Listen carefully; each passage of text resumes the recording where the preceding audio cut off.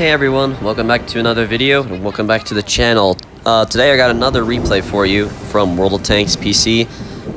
This is a little bit of a different replay. I've never really done a light tank or a wheeled light tank specifically on the channel. And this is probably one of the perfect maps for it, which is Highway, and you're about to see here where I'm about to go up to is an excellent spot just to be able to spot the entire enemy.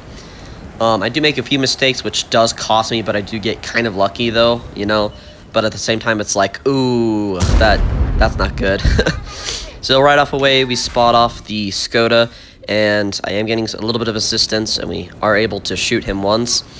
So this tank is, in my opinion, probably one of the most broken tanks in the game, at least probably I'd say in the top 5, top 6, you know, besides the Chieftain, the 907, the 2790, etc.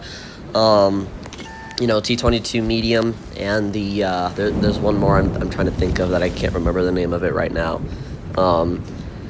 But yeah, so on this tank I have low noise exhaust, which helps with my concealment, and as well as my cruise skills concealment as well, which actually gives me up to 52% concealment, which is insane for a light tank,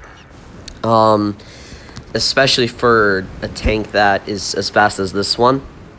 Most tank destroyers, like I think you can probably get this Stritsvan up to 65-70% camo, which I believe has the best camo in the whole game.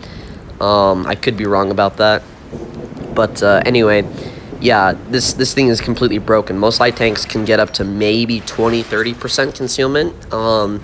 Yeah, and this thing has 52. And that means that generally within 250 meters, half the time they're not going to see me, which is crazy. I mean, it's unbelievable. I can't believe it. But this thing has the 105 millimeter gun, and it's a decent gun. You know, it's a 105. It's got better gun handling than it kind of reminds me a lot of the Borask, which has the exact same turret, exact same gun, but just worse gun handling.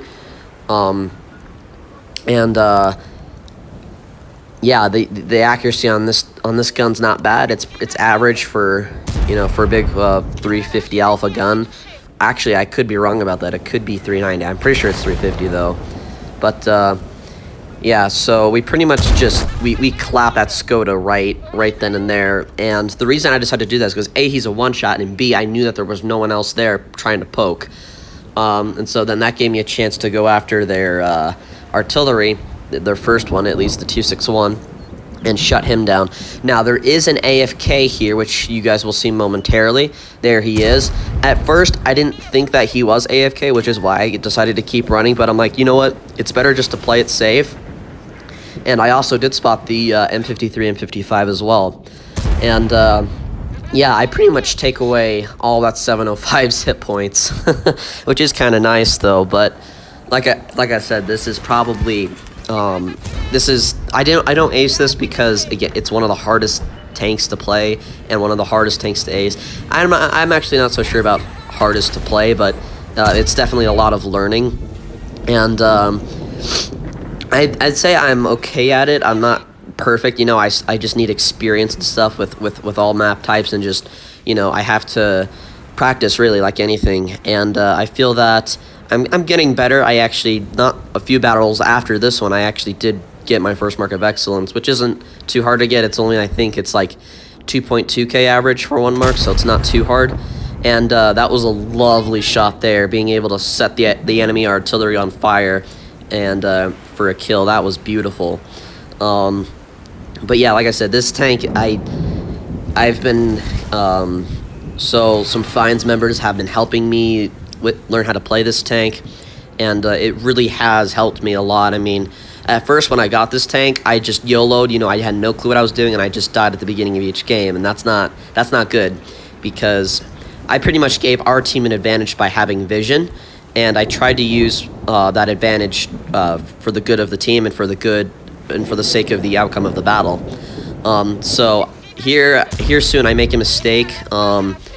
I'm trying to be aggressive as possible. I'm trying to make completely random movements. It is somewhat obvious. I was gonna take a blind shot there, but I'm like, you know what? He's at an angle. I'm not gonna. And yeah, their artillery is not happy with me. At least the one that's remaining alive. Unfortunately, I don't get him, but I did kill a majority. And there's my first mistake, was not paying attention to where I was going. Also, I wanted to try to stay out of cap because as long as I was in cap, they knew where I was. So I was trying to move around as much as possible. What I should have done here, instead of sitting here as close as I am, my main priority was trying to keep this guy lit so I could, you know, kill him. But I also forgot that their last artillery was still alive. And so I am just trying to farm him. And RNG, I do get very lucky here, but man, it scared the absolute crud out of me when this happened. Ooh, look at that. Oh, thank goodness he did not high roll. Oh my goodness, that was, ooh, that hurt. And then at this point I'm mad. I'm like, okay, artillery, you're done for. And yeah, I'm pretty much should just like, I should pretty much just, you know, keep doing what I've been doing. But again, I do get lucky at the end as well, because I do dodge a few shots, which honestly probably shouldn't have. But you know, that's RNG for you, right? And yeah, I feel like I should have backed all the way up in the bushes to where I was just completely, you know, where I did the 15-meter roll and just kept blind firing that exact same spot, and then I wouldn't have had to worry about that artillery. But like I said, in the beginning there, the reason I didn't go out right after that 261, right after I left, right after I killed that 261, is because that Leopard prototype A was coming after me, and that's the last thing I wanted. And he has decent maneuverability as well. So I decided, you know what, I'm not going to take any chances. It's better if I just run right now. Yeah, it's it turned out to pay off. And here I decide, okay, I'm not going to make the same mistake of getting too close to the enemy. That's one thing as well I've also learned in this thing, is that the farther away that you are, the better. And because you're not going to get spotted, and you're not or at least not as easily, as long as you have, you know, the proper equipment and the proper crew. I do have rammer on this as well, besides low noise exhaust, and besides I did buy a Bond, I think, a bounty equipment, coated optics, which helped a lot. And it was so worth it. It was 5,000 bonds. It wasn't cheap, but it was totally worth it. I do have food in this thing as well, as you can see, because again, I am trying to try hard in this tank, and I do want to learn it. And the best way to learn it is if I have this tank running at full capacity. And yeah, it's definitely not cheap. I remember playing this tank for, I think, roughly 25 games, and I'm not even kidding you, I lost over 1.2 million credits. I'm not even joking you. I wish I took a screenshot of it to show you guys, but it is so stinking expensive. The food itself is an extra 20 grand a game, which is insane, but it definitely helps. It's pretty much like Vents, but it's a consumable rather than a crew skill or a piece of equipment. Excuse me.